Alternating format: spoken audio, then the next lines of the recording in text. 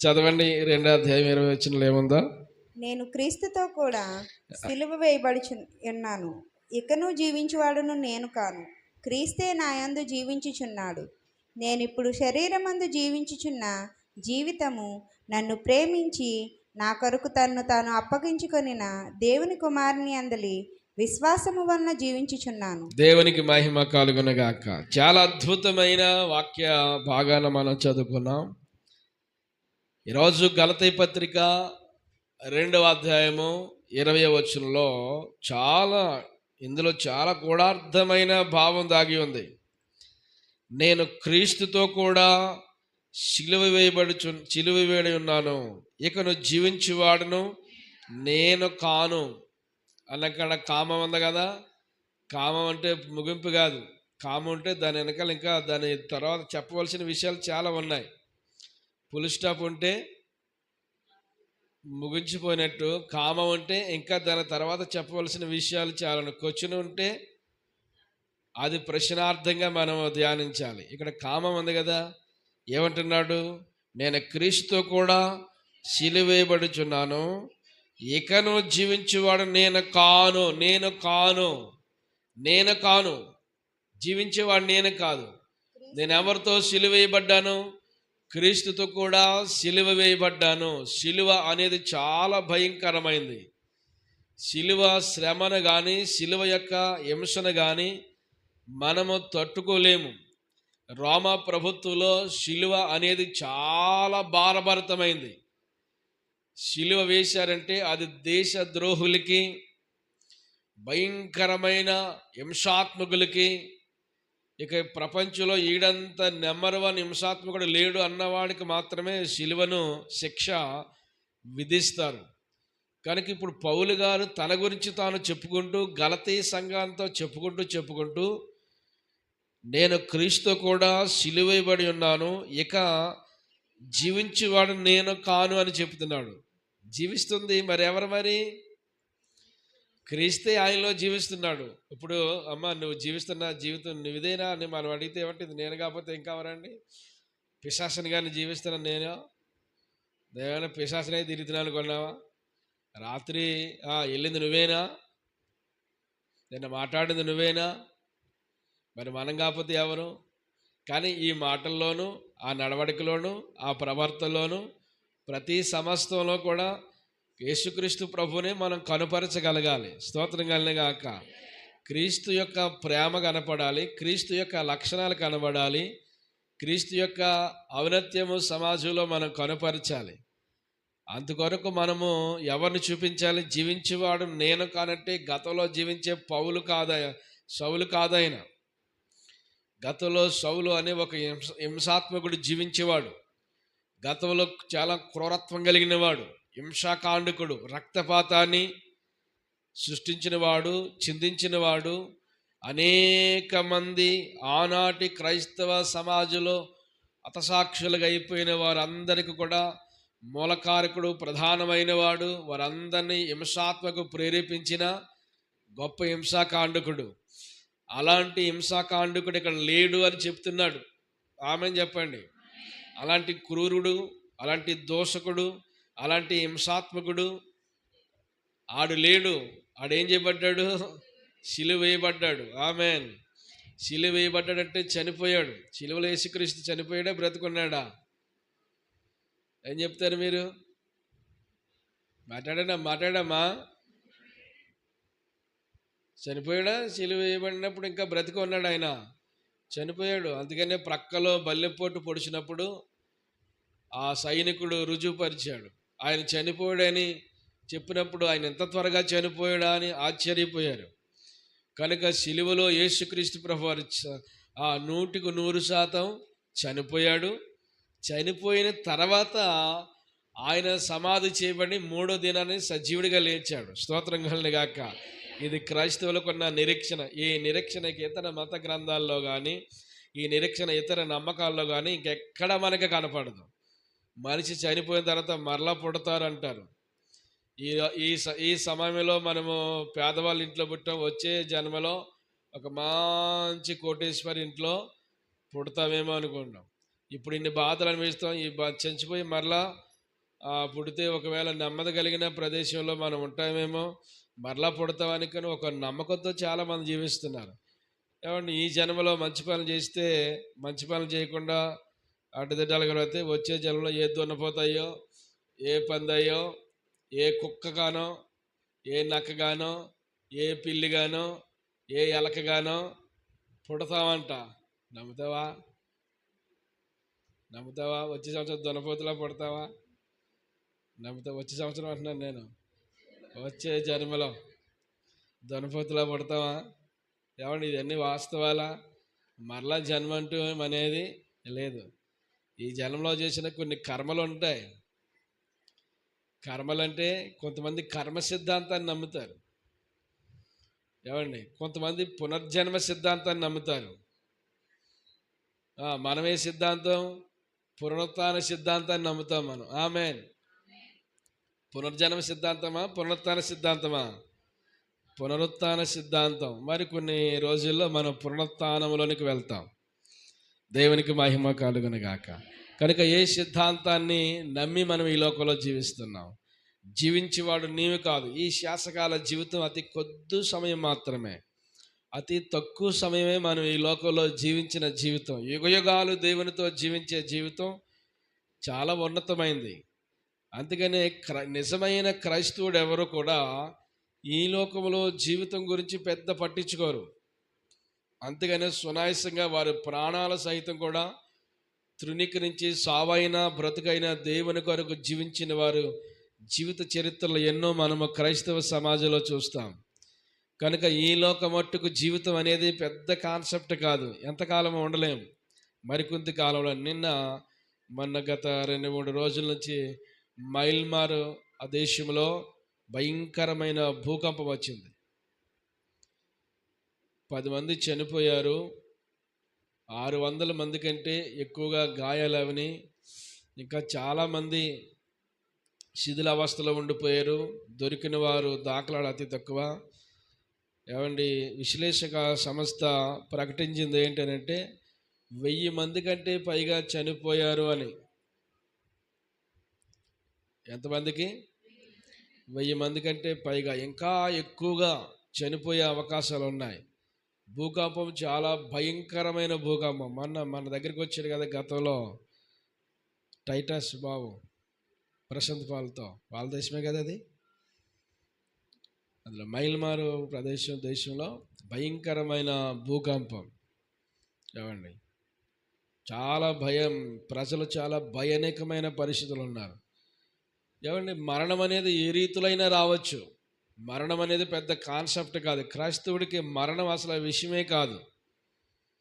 మరణం అసలు విషయమే కాదు. ఈ లోక మట్టుకు జీవితం అయ్యో ఎంత అన్యాయం జరిగిందని మనం ఆలోచన చేస్తాం.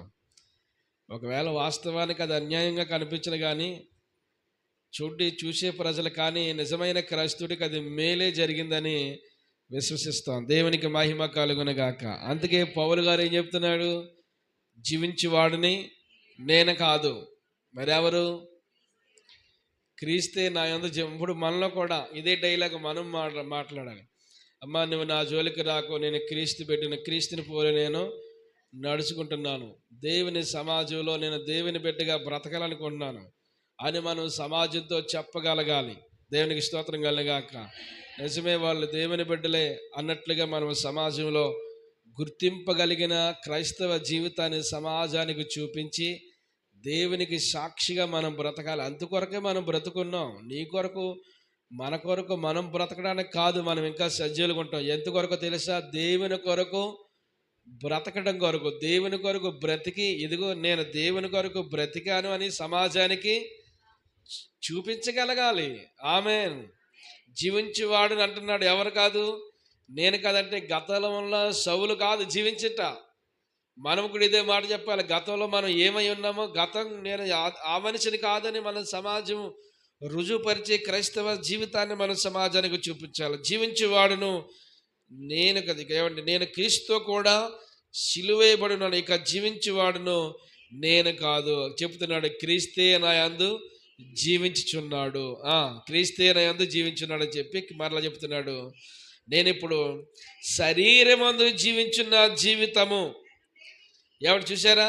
ఆ మాట విడదీస్తే, నేను ఇప్పుడు శరీరమందు జీవించుచున్న జీవితం అంటున్నాడు. నేను ఇప్పుడు శరీరమందు జీవిస్తున్న ఈ జీవితము ఎవరిదో తెలుసా? నన్ను ప్రేమించి నా కొరకు తన్ను తాను అప్పగించుకుని దేవుని కుమారుని యందలి విశ్వాసం వల్ల జీవించుచున్నాడు. దేవునికి మహిమ కలుగునగాక. ఎంత అద్భుతమైన స్టేట్మెంట్ ఇస్తున్నాడండి. ఇప్పుడు శరీరమందు జీవిస్తున్న ఈ జీవితము నాది కాదు, నన్ను ప్రేమించి నా కొరకు తన్ను తాను అప్పగించుకున్న దేవుని కుమారుని యందలి విశ్వాసం వలన జీవించున్నాను. ఏమంటున్నాడు? ఇప్పుడు జీవిస్తున్న శరీరం అందు జీవిస్తున్న ఈ జీవితము నాది కాదు, నన్ను ప్రేమించి నా కొరకు ప్రాణం ఇచ్చాడు కదా యేసయ్య, మన ప్రాణనాథుడు. ఆయన మన ప్రాణనాథుడు, మన కొరకు ప్రాణమిచ్చిన జీవప్రదాత. మనము పాపములో నిలిచి ఉంటుండగా, లోకములో ఉంటూ ఉండగా, ఏమండి భ్రష్టులుగా జీవిస్తూ ఉండగా, ఇహలోక సంబంధమైన మాలిన్యము మరకలతో ఉంటుండగా ఆయన మనల్ని ప్రేమించాడు. ఆయన మనల్ని ప్రేమించి, అందుకనే ఇప్పుడు జీవిస్తున్న ఈ జీవితము నాది కాదు కానీ నన్ను ప్రేమించి నా కొరకు తన్ను తాను అప్పగించుకున్న దేవుని కుమారుని యందలి విశ్వాసం వలన జీవించుచున్నాను అంటున్నాడు. దేవుని కుమారుని యందలి విశ్వాసం వలన. ఎవరి యందు మన విశ్వాసం? యేసుక్రీస్తులో మన విశ్వాసం ఒకటే. ఏమంటే మన విశ్వాసం అంతా ఆయనే. ఆయన మీద మనం ఆనుకుని ఆయన ద్వారా మనం జీవించున్నా గనక ఈ జీవితము శాశ్వతకాల జీవితం ప్రభుకు మనము అప్పగించేసుకోవాలి. అందుకని మనము ఏం క్రీస్తుతో పాటు సిలువ వేయబడి ఉన్నాను అంటున్నాడు. ఎవరితో చెప్తున్నారు తెలిసి ఈ మాటలు? గలతీ సంఘాలతో చెప్తున్నారు. గలతీ సంఘాలు అపోస్తలుడైన పౌలు గారిని తప్పుపట్టారు. గలతీ సంఘాలు అపోస్తలుడైన పౌలు గారి యొక్క సేవను, ఆయన క్యారెక్టర్ను, ఆయనకున్న తగ్గింపు జీవితాన్ని అన్ని తప్పుబట్టి అనేక రకాలైన నెపాలేసి పౌలు గారు రాంగు తప్పు అని ఒక చిత్రీకరించాలని చెప్తున్నాడు. అందుకనే పౌలు గారి యొక్క జీవితము సాక్ష్యంగా ఆ గలతీ సంఘానికి మరలా రిపీట్ చేసుకుంటూ యేసుక్రీస్తు ప్రభువులు ఆయన ఏమై ఉన్నాడో చెప్తున్నాడు. మనం ఏమై ఉన్నామో సమాజానికి చెప్పాలి. మనం ఏంటో సమాజానికి చెప్పాలి. మన గురి ఏంటో సమాజం చెప్పాలి. మనం ఎందుకు బ్రతుకుతున్నామో చెప్పాలి. ఆమేన్. ఎందుకు బ్రతుకుతున్నావు నువ్వు అంటే ఏం చెప్తావు? కంటి చూపే కానీ నోటి మాట లేదు. ఎందుకు బ్రతుకుతున్నామ్మా? అమ్మ ఎందుకు బ్రతుకుతున్నావు నువ్వు? ఆయన కోసం బ్రతుకుతున్నావు, లాజర్ గారి కోసం బ్రతుకుతున్నావు, ఎవరి కోసం బ్రతుకుతున్నావు? అంతకే బ్రతుకున్నానండి, ఇంక లేకపోతే నాకెందుకు జీవితం అంటావా? ఆ పిల్లల కోసమేనండి, లేకపోతే నేనెందుకు? ఆ పిల్లలకిద్దరు దారి అయిపోతే, వాళ్ళు ఇదైపోతే అదైపోతే ఇక నేను ఎక్కడున్నా పర్లేదు, ఉన్నా పర్లేదు, లేకపోయినా పర్లేదు. ఎంత సమర్పణ! అందుకొరకు బ్రతుకున్నావా? ఎందుకు బ్రతుకున్నావు అని అడుగుతున్నాడు ప్రభు. దేవుని స్తోత్రం కలుగుగాక. పౌలు గారు చెప్తుంది, నేను ఎందుకు బ్రతుకున్నానో చెప్తున్నాడు. ఈ బ్రతుకు ఈ జీవితం నా కొరకు కాక నన్ను ప్రేమించి నా కొరకు తన్ను తాను అప్పగించుకున్న యేసుక్రీస్తు కొరకు నేను జీవించుచూ ఉన్నాను. దేవుని స్తోత్రం కలుగుగాక. అందుకనే జీవించేవాడును నేను కాదు. అమ్మా ఎవరు కాదు? నువ్వు కాదు. దేవుడే జీవించాలి మనలో. యేసయ్యే మనలో బ్రతకాలి. ప్రతి సమయంలో ఎక్కడికి వెళ్ళినా, మనం ఏ ప్రాంతంలో ఉన్నా, ఏ పని చేస్తున్నా, మనం క్రీస్తు బిడ్డలము అన్న విషయం మర్చిపోకూడదు. ప్రతి సమయంలో కూడా అప్పుడప్పుడు క్రీస్తు బిడ్డలమని రుజువు చేసుకుంటూ, కొంతకాలము లోకములో ఉన్నామని మనము నింద చేసుకోకూడదు. ఎల్లప్పుడూ క్రీస్తు బిడ్డలుగానే మనం జీవించాలి.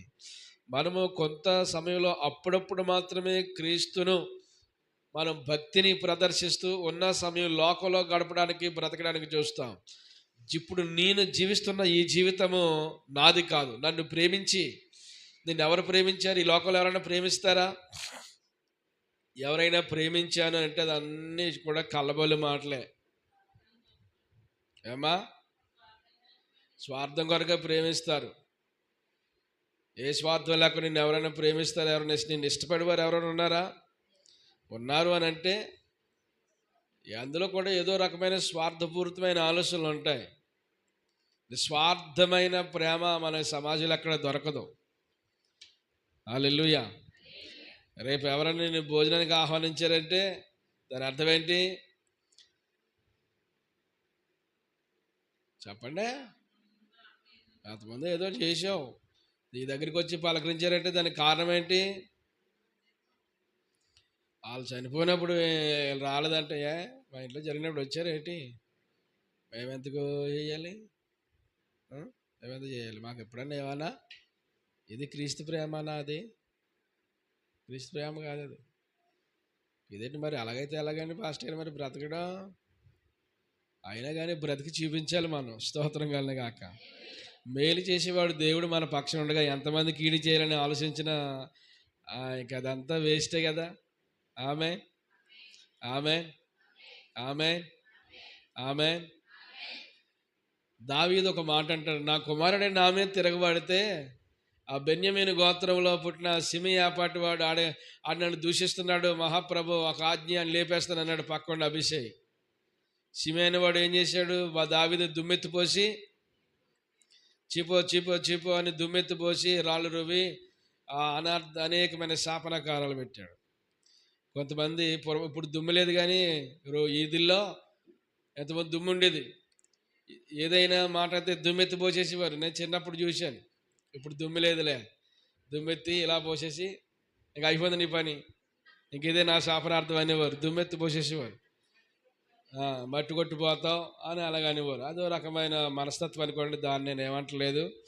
అయితే దావీదు మీద కూడా ఇలాగే ప్రయోగించాడు ఒక వ్యక్తి. అప్పుడు అభిషేక ఆయనకి చాలా కోపం వచ్చేసింది. అబ్షాలోము తిరుగుబాటు, దావీదు ఇగో ఒలివల కొండ యెరూషలేము ఎదుర్కొంటుంది కదా, కొండ దాటుకుని యేసుప్రభు ఏకాంతంగా ప్రార్థన చేసుకునే కొండ ఉంది కదా, ఒలివల కొండ. మాట్లాడేటమ్మా అనండే. ఆ కొండకి దాటుకుని వెళ్ళిపోతున్నాడు ఆయన. యెరూషలేముకు ఆమె దూరం అంటే 1 కిలోమీటర్ దూరం ఉంటుంది మాట. అది ఈ మందిరాన్ని విడిచిపెట్టి, సింహాసనాన్ని విడిచిపెట్టి, దేశాన్ని రాజ్యాన్ని విడిచిపెట్టి కుమారుడి మీద యుద్ధం చేయలేక కాదు, కానీ కుమారుడి మీద యుద్ధం చేస్తే ఆడెక్కడ చచ్చిపోతాడో ఏదో రకంగా వాడు బ్రతుకుంటే చాలని ఈయన తప్పించుకుని పారిపోతుంటే ఆయనతో పాటు సైన్యం అంతా వెళ్ళిపోతున్నారు. దావీదు యొక్క అనుచరులందరూ దావీదు వెళ్ళిపోతున్నారు. కొంతమంది దావీదుకి వ్యతిరేకంగా నిలిచిన వారందరూ కూడా యెరూషలేములో నిలిచిపోయారు. ఈ సిమియా అనేవాడు ఇవన్నీ చూస్తే ఇక్కడతో దావీదు చాప్టర్ క్లోజ్ అయిపోయింది, ఇంక అయిపోయాడు అని చెప్పి చీపో ఇంక అయిపోయింది నీ పని, ఎంతలా దుమ్మెత్తి పోసేసాడో. దుమ్మెత్తి పోస్తే దావీదు అన్న డైలాగ్ ఏంటో తెలుసా? అభిషేక్ అన్నాడు, వీడు ఇలాగా ఈ బెన్యామీనుడు ఈడు ఏ పాటి వాడయ్యా, ఆ సిమియా అనేవాడు ఇంత అలా దూషిస్తున్నాడు, ఒక చిన్న ఊమని చాలు నేను దాన్ని చక్కబడేస్తానని అభిషేక్ అంటే ఏమంటే అప్పుడు దావీదు అన్నమాట, నా కుమారుడే నా మీద తిరుగుబాటు చేస్తూ ఉంటుంటే ఈ సిమియా ఏపాటి వాడు ఒకవేళ అక్కడ అద్భుతమైన మాట మీరు గమనించాలి. ఈ సమయం అందు అతడు నన్ను దూషించడానికి ఒకవేళ దేవుడు అనుమతించాడేమో, ఆడి సంగతి దేవుడే చూసుకుంటాడు, నడు మనం వెళ్ళిపోదాం అని వెళ్ళిపోయారు. మరలా ఒక యుద్ధంలో అబ్షాలోము చనిపోయాడు. అబ్షాలోము రాజు అయిపోతారు అనుకున్నారు అందరూని. దావీదు అయిపోయాడు అనుకున్నారు. అబ్షాలోము రాజు అయిపోతాడు అనుకున్నారు అందరూని. కానీ అబ్షాలోము దావీదు సైన్యం చేతిలో చనిపోయాడు. మరలా కొలివల కొండ దాటుకుని నది దాటుకుని ఆయన వస్తున్న సమయంలో ఈ సిమి అనేవాడు మొట్టమొదట వచ్చి కాళ్ళ మీద పడిపోతాడు. అయ్యా రాజా నన్ను క్షమించయ్యా అంటే ఏం చేయాలి చెప్పండి అన్ని? కాళ్ళ మీద పట్టుబడి పీక మీద కాలేసి ఇలాగ నలిపేలా ఆడు చేసిన ఎగస్టాలకి. కానీ ఆ సంగతిని అంతా ఎవరికి అప్పగించాడు తెలుసా? దావీదు దేవునికి అప్పగించేశాడు. స్తోత్రం కలుగును గాక. హల్లెలూయా హల్లెలూయా హల్లెలూయా. ఎవరికి అప్పగించాడండి? దావీదు దేవునికి అప్పగించాడు. అందుకని దావీదుని ఏమన్నాడు? దావీదు నా హృదయానుసారమైన వ్యక్తి. ఆమె ఎవరి హృదయానుసారంగా బ్రతకాలి మనం? చెప్పమ్మా, నోటితో చెప్పు. ఎవరి హృదయానుసారంగా? దేవుని హృదయానుసారంగా బ్రతకాలి మనం. వాళ్ళు ఏమని అనుకుంటారేమో, వీళ్ళు ఏమని అనుకుంటారేమో, మా వెనకాల ఉన్న వాళ్ళు ఏమని అనుకుంటారేమో, మా వర్గం వారు ఏమని అనుకుంటారేమో, మా బంధువులు ఏమని అనుకుంటారేమో అని మనం భక్తి చేస్తూ భూమి మీద బ్రతకూడదు. తెలుసా? దేవుని హృదయం ఏంటో తెలుసుకుని మనం భక్తి చేస్తూ దేవుని సమాజంలో ఒక మంచి విశ్వాస జీవితాన్ని జీవించాలి. స్తోత్రం కలుగునుగాక. దేవునికి మహిమ కలుగునుగాక. కనుక ఈనాటి కాలంలో మన జీవితం ఎలాగుందో ప్రభువు మనల్ని ప్రశ్నిస్తున్నాడు. యథార్థమైన జీవితాన్ని సమాజంలో చూపించాలి. జీవించేవాడును ఇక నేను కాదు, నాలో ఉన్న క్రీస్తే జీవిస్తూ ఉన్నాడు.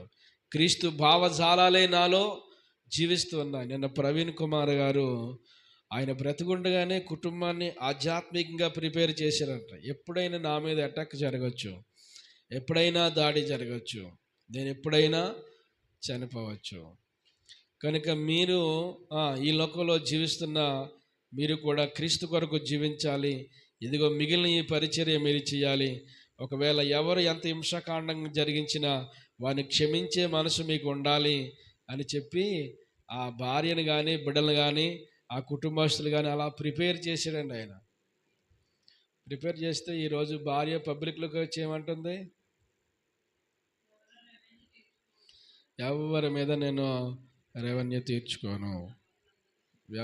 ఈరోజు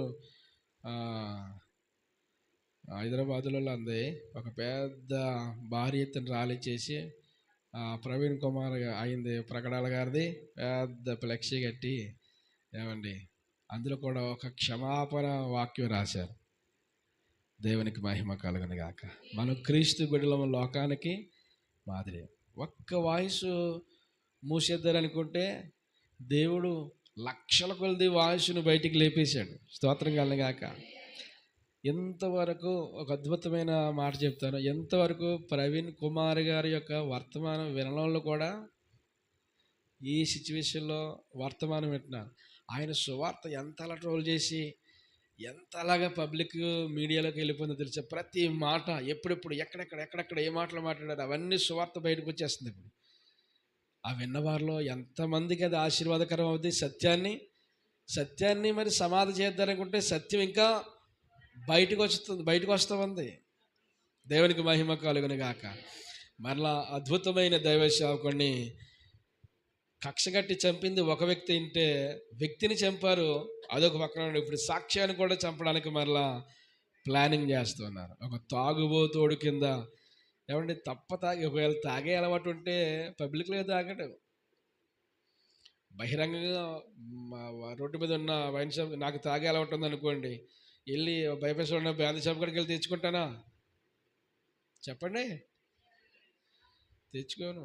ఎక్కడెక్కడో కొంచెం సీక్రెట్ ప్రదేశాలు తెచ్చుకుని ఇంట్లో పెట్టుకుని స్టాక్ చేసుకుని లోపలికి వచ్చి మా పాస్టర్ గారు తెలుకుంటే బాత్రూంలో పోయి ఎక్కడో దాన్ని తాగుతాను. నేను తాగే అలవాటు ఉన్నవాడిని.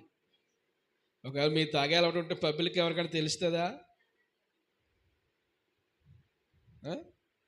ఆ పబ్లిక్ వీళ్ళంతా విలువైన వాల్యుబుల్ మనిషి పబ్లిక్ ప్లేస్లోకి వెళ్ళి కొనుక్కొని తాగుతాడా?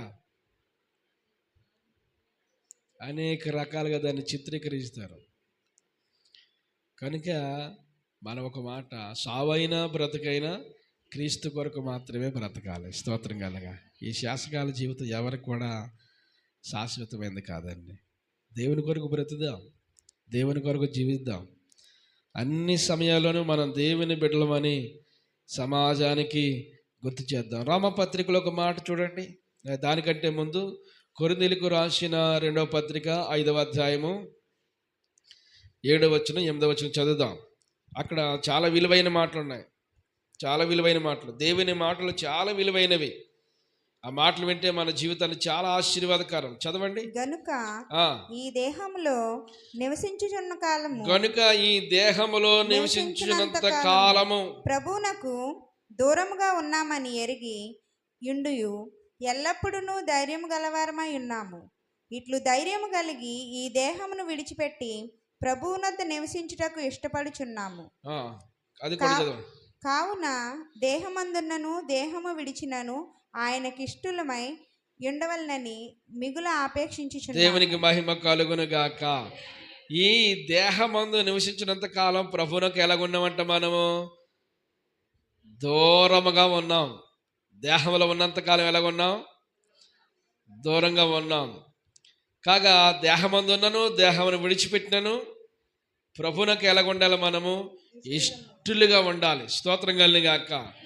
ఈ దేహంలో ఉన్నంత కాలం ప్రభువునకు దూరంగా ఉన్నామని ఎరిగి, కనుక ఈ దేహంలో నివసించినంత కాలం ప్రభువునకు దూరంగా ఉన్నామని ఎరిగి ఉండి ఎల్లప్పుడూ ధైర్యం గలవారమై ఉన్నాము. మనము ఈ దేహమందున్నను దేహమును విడిచిపెట్టినను ప్రభువునకు ఇష్టముగా జీవించాలి. ఇష్టముగా జీవించాలి. దేహంలో ఉన్న, అర్థమైందా మీకు? ఏమన్నాడు? ఇట్లు ధైర్యము కలిగి ఈ దేహమును విడిచిపెట్టి ప్రభువునొద్ద నివసించుటకు ఇష్టపడుచున్నాము. ఈ దేహమును విడిచిపెట్టి, ఈ దేహాన్ని విడిచిపెట్టి ప్రభువునకు ఎలాగుండాలి? మనము ఇష్టలుగా.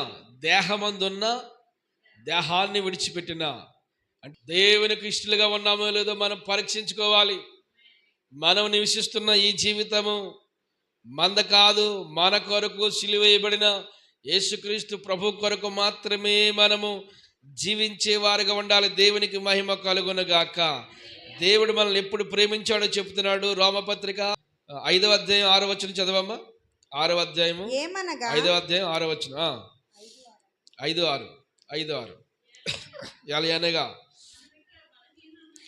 మనం ఇంకా బలహీనమై ఉండగా క్రీస్తు యుక్త కాలమున ఎవరి కొరకు చనిపోయాడంటండి? భక్తిహీనుల కొరకు చనిపోయాడు. నీతిమంతుడి కొరకు సైతం ఒకడు చనిపోవుట అరుదు. మంచివారి కొరకు ఎవరైనా ఒకవేళ తెగిపోవచ్చును. అయితే దేవుడు మన ఎడల ప్రేమను వెల్లడిపరుచున్నాడు. ఎట్లనగా మనం ఇంకను పాపులమై ఉండగానే క్రీస్తు మన కొరకు చనిపోయాను. ఎప్పుడు ఉండగా? ఎలాగుండగా? మనము పాపులమై ఉండగా అంటండి. నీతిమంతులుగా ఉండగానా పాపులమై ఉండగానే? అంటే పాపులమై ఉండగానే. మనం బలహీనమై ఉండగా, లోకములో ఉండగా, పాపముతో బ్రతుకుతుండగా, పాప అంధకార జీవితాలతో బ్రతికిన మన కొరకు క్రీస్తు యుక్త కాలమందు ఆయన మనందరి కొరకు చనిపోయాడు. దేవునికి స్తోత్రం కలుగుగాక. మనందరి కొరకు చనిపోయాడు. ఏమండి, ఈ లోకంలో మనం ఆయన ప్రేమించడానికి కారణం ఏంటి? ప్రేమించడానికి మనలో ఉన్న క్వాలిఫికేషన్ ఏంటి? ఆయన మనల్ని ప్రేమించడానికి మనలో ఉన్న అర్హత ఏంటి అంటే ఏ అర్హత లేదు. మనం పాపులం. అందుకని పౌలు గారంట, నేను దోషకుణ్ణి, హింసకుణ్ణి, హానికరుణ్ణి, దోషకుణ్ణి, హింసకుణ్ణి, హానికరుణ్ణి, అన్నీ హానికరం చేసే పనులే, అన్నీ దోషణ మాటలే, అంతా హింసాకాండమే. అవన్నీ విడిచిపెట్టాడు. దేవునికి మహిమ కలుగును గాక. ఎంతలా హింసించాడో అంతగా హింసించబడ్డాడు. ఎందరిని కొట్టాడో అంతగా కొట్టబడ్డాడు. ఎందరిని చంపాడో ఆయనే ఒకరోజు క్రీస్తు కొరకు చిరఛేదనం చేయబడ్డాడు. దేవునికి మహిమ కలుగును గాక. హల్లెలూయా, హల్లెలూయా. ఏమంటే జీవిస్తున్న ఈ జీవితం నా కొరకు కాక, నన్ను ప్రేమించి నా కొరకు అప్పగించబడిన యేసుక్రీస్తు ప్రభు కొరకే నేను జీవిస్తున్నాను. కనుక దేహమందున్నను దేహమును విడిచిపెట్టినాను.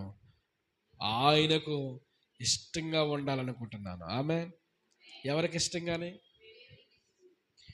ఏమండి, ఎవరికి ఇష్టంగానే? ఈ రోజుల్లో ఎవరికో ఇష్టంగా బ్రతుకుతారని మనం చూడకూడదు.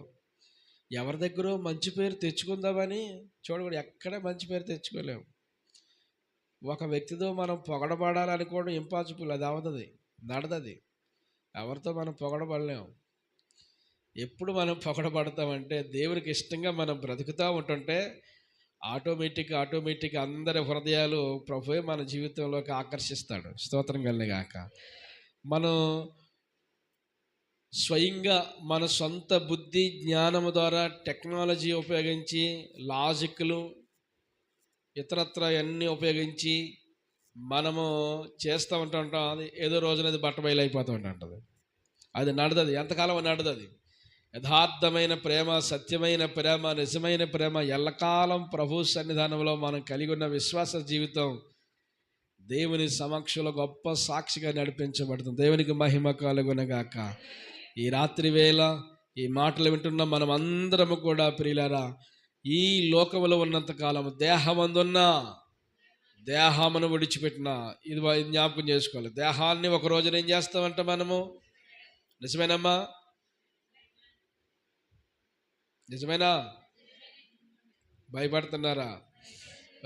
భయపడిన నువ్వు భయపడిన మాత్రం నిజం కాకపోతుంది. ఆ మాట అనకండి, ఆ మాట అనకండి బాబు. ఆ మాట అనకపోతే అదే సత్యమైన మాట ఎలాగ అది ఏమన్నా అనుకుంటాం. మన పూర్వీకులు ఎంతోమంది కాలగర్భంలో కలిసిపోయారు. కనుక మనం ఒకే ఒక కాన్సెప్ట్ పెట్టుకుందాం. దేహమందున్న దేహాన్ని విడిచిపెట్టిన. మన ప్రార్థన కూడా అదేంటి, ప్రభువా నీకు ఇష్టంగా బ్రతకడానికి నాకు సహాయం చేయి ప్రభువా. ఇదిగో తండ్రి, లోక పరిస్థితులన్నీ జయించడానికి మనం ఎక్కువగా ప్రార్థన చేసుకుంటూ ఉండాలండి. ప్రార్థన ద్వారా చాలా భద్రత దేవుడు మనకి ఇస్తాడు. ప్రార్థన ద్వారా చాలా విషయాలు దేవుడు మనతో మాట్లాడతాడు. మనం దేవుడితో ఎప్పుడైతే మాట్లాడుతూ ఉంటుంటామో ఇక మనకు ఒకటి అర్థమైపోద్ది, దేవుడు మనం మాట్లాడుతాడు. ఇక మనకు ఒకటి అర్థమైపోద్ది, దేవుడు మనతో ఉన్నాడు అనే ఒక గొప్ప ధైర్యం వస్తుంది. వ్యక్తిగతంగా దేవునితో మనం గడిపే అనుభవం లేకుండా ఉంటే దేవుని యొక్క కాపుదల మనకు అనేది కూడా అర్థం కాదు. వ్యక్తిగతంగా దేవునితో మనము మాట్లాడే అనుభవం కావాలి.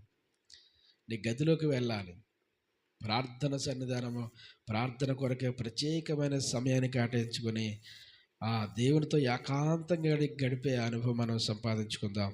అట్టి కృప ప్రభు మనకు అనుగ్రహించును గాక. ఆమేన్. మోకరించండి, ప్రార్థన చేసుకుందాం. అందరూ మోకాళ్ళు వేయాలి.